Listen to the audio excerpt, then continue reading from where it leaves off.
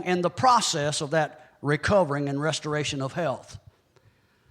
Well, that may not mean much to you until you remember Revelation 13:3, where it talks about this future Pharaoh who will have a wound unto death and will recover. He will shalom. He'll recover from it. And this Pharaoh here in Genesis 41 is standing at the river. Of course, that word river there, Strong's number 2975, Yeor. Yeor, pay attention to that word. It's translated as Nile, wherever it's used. It means stream, canal, shaft, river of light.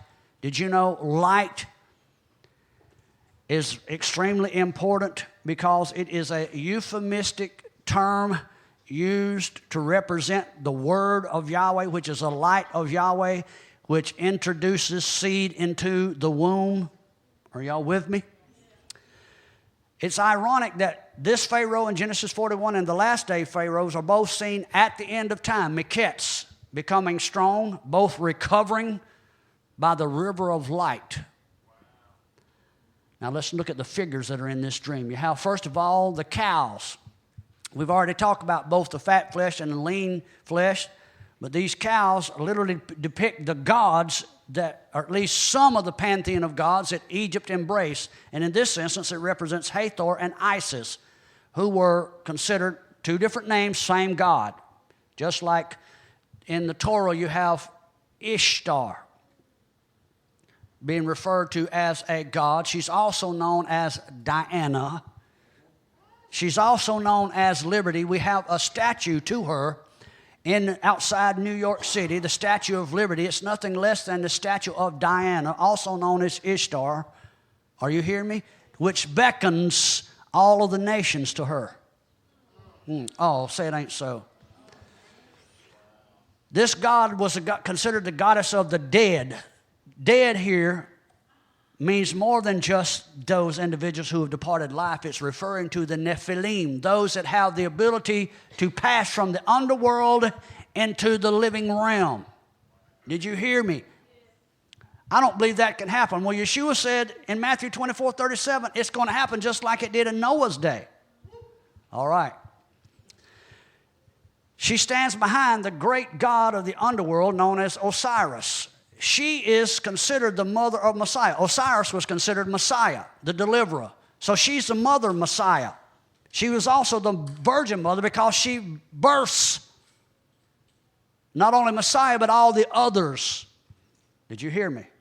So she could literally be represented as the Virgin Mary, and as such will be the beast upon which the coming Messiah will ride. And you see that in Revelation 17, the whore that is decked with all the gold and silver and purple and scarlet and stones. If you look at it, she's literally decked out as the priest in the religious system. And the beast and the false prophet and the anti-Messiah will use her until they are finished with this adulterous whore. If you remember the story of Gomer, y'all remember that? You remember Hosea was told to go and take a harlot bride. And he took one. Her name was Gomer. And they produced children. History tells us, the sages tells us, that she was so given to that prostitute lifestyle that she was even prostituting herself into an advanced age. And finally, one day, she's standing at an auction, not an auction block, but a place in the city town where all of the whores would stand, and people would come and pick out the one they wanted. And she was standing there, and no one wanted her because she was undesirable anymore. They were finished with her. Hosea Caesar comes, pays her price, takes her home. She never left again. Yahweh paid the price. Messiah did. Brought us into his home. We've become the bride that we should have been from the very beginning. As a matter of fact, Joseph marries Asenath, a Gentile bride. Now, as we continue to look at it, he's standing over the river Nile. The river represents the god Anuket, also known as Hapi or Apis. Remember Apis and Hathor, the gods. These be your gods, O Israel. It hasn't changed. The gods of the Nile which was a river that transported the dead. The Nile flowed through the underworld. It was the supreme source of life to all the other gods. Thus, the dead, the Nephilim, those that were able to travel from the underworld to the living realm, the fallen ones, will be instrumental in not only giving life, but receiving life in the plans of this Pharaoh. It's not coincidental that in Exodus chapter 8, and again in Revelation 16, 13, and 14, you see frogs issuing forth upon the land. The book of Revelation describes these frogs as unclean spirits that will issue forth out of the mouth of Pe-Ra-O, the mouth of the one who utters evil, blasphemous words. Those unclean spirits will issue forth out of the mouth of the dragon, the beast, and the false prophet. Remember the definition we gave of the word paro? The chief one, the mouth of the chief one who comes at last, that he will become the gate of revealing. Out of his mouth, the frogs will come. Now, let's continue to look. We've got just a couple more. In Matthew 16, 18, Yeshua, this is to encourage you because these gates are going to be open. Pharaoh's going to stand over this portal, and these gates are going to be open. I don't know if I believe that. Well, Revelation tells you that out of the bottomless pit, Apollyon, also known as Abaddon, the destroyer, is going to be released into the earth. Are you hearing me? Now, Matthew 16, 18, Yeshua speaking, he says, Peter, who do people say that I am? And he says, you're the Messiah, the living one. And he says, flesh and blood's not revealed this to you, but my Father which is in heaven. You need to remember this. What you need to arm you for the days ahead, flesh and blood can't reveal it to you. Only Yahweh himself through his living word. And when he said that, he says, Peter, I say unto you that you're a fragment of rock. You're just a tiny little pebble. And upon this Petros, this living foundational stone, I'm going to build my church. Do you hear me? And that foundational stone will be so powerful that the gates of hell shall not prevail against it. That's future tense he's talking about. It happens that where Yeshua was standing was a place just north. It's in the Galilee Valley, just north of the Sea of Galilee. And it's a place known today as the headwaters of the Jordan River.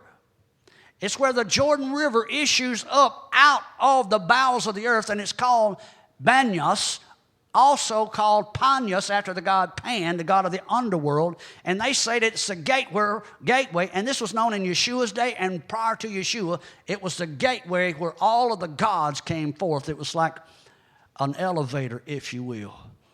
And when Yeshua's telling Peter that, he intentionally carries them to this place so that he could tell them about the end days. He said, listen, Peter, the gates of hell, they're not going to prevail against the ecclesia, the assembly, the called out bunch, because I'm the foundational stone. What is the foundational stone? The living word of Yahweh. It has to be that word that's stored inside your heart. And because out of the abundance of your heart, the mouth will speak. And it is the word of Yahweh that plagues Pharaoh. Nothing else will move him. The next thing you see is the east wind. The east wind was supposedly controlled by Amun-Ra, the king of gods over the wind and hidden things, also known as occult magic. Then you see the magicians and wise men being called to interpret this dream. Of course, the god over magicians and wise men is one known as Thoth, the god of wisdom and sacred writings. And incidentally, Daniel 8:23 talks about this last day king of fierce countenance who will be able to utter dark sentences.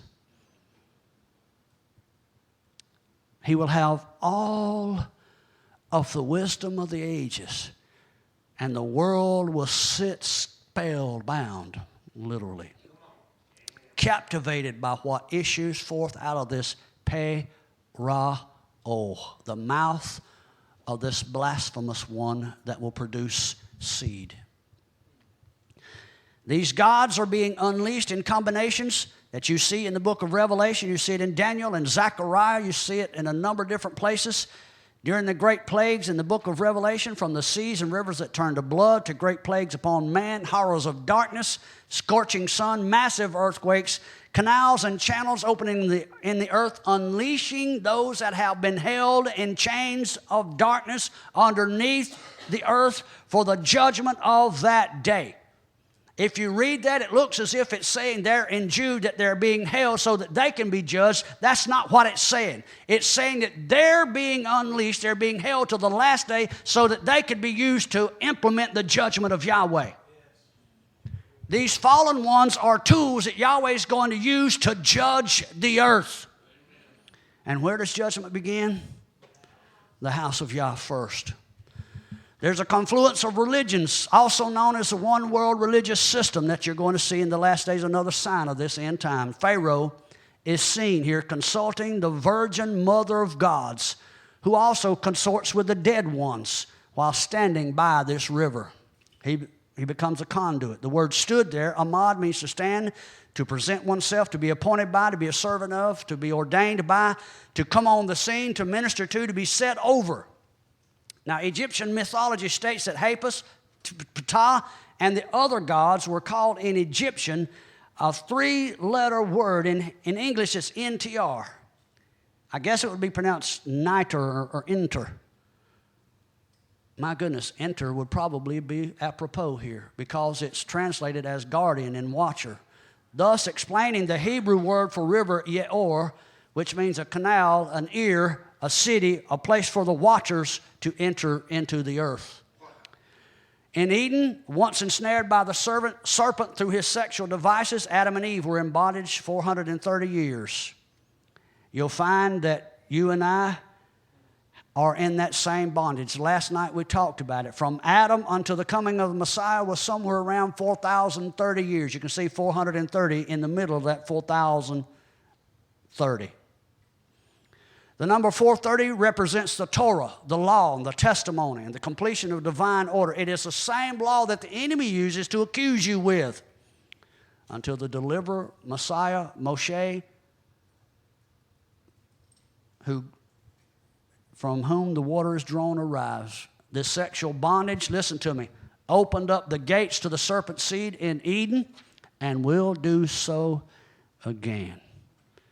You had better arm yourself with the Torah. You'd better put on the entire armor, which includes having your loins girt about with truth and your head armed with the helmet of salvation, having on the breastplate of righteousness, your feet shod with the preparation of the gospel, praying always with all prayer and supplication, making sure that you have access to the sword of his Spirit. It is the word of Yahweh alone, not your word or my word.